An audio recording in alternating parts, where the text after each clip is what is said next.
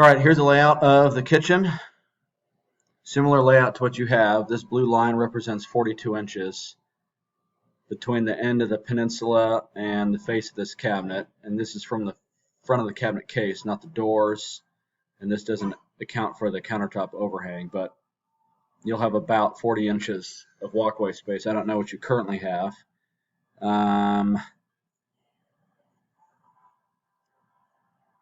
As far as a measurement,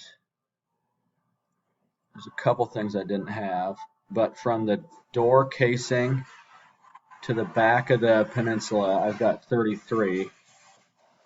And then a rough number to the edge of the countertop overhang would be 22 inches. So I think we're further away than what you currently have, but we can adjust that out a bit. And here's just a stool for example.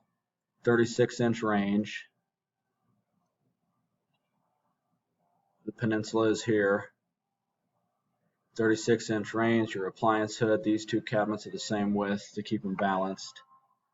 And this left side of this upper cabinet ends pretty much on the face of this peninsula.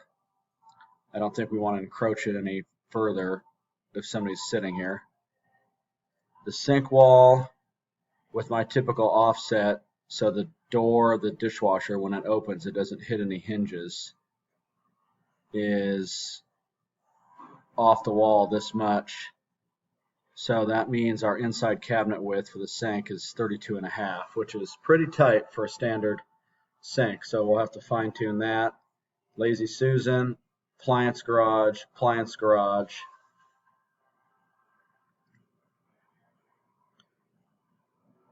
The blind corner unit. We can make this a dead corner and put a trash pull out here. Appliance garage, your fridge, pantry, and I've got the right side of this 4 inches off the corner. And these are 30 inches wide. So you have 5 feet of pantry. And the face of the peninsula right here, and the back of it, there's a cabinet underneath.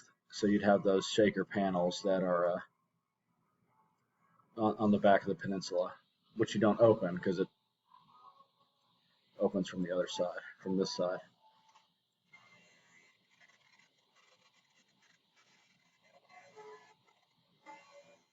So that's our 22 inches. We can maybe add one more door here. 36-inch range, spice pull-out tray divider, Lazy Susan. That 42.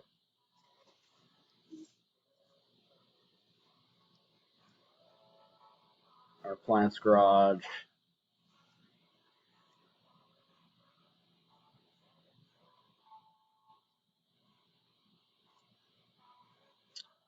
All right, let me know.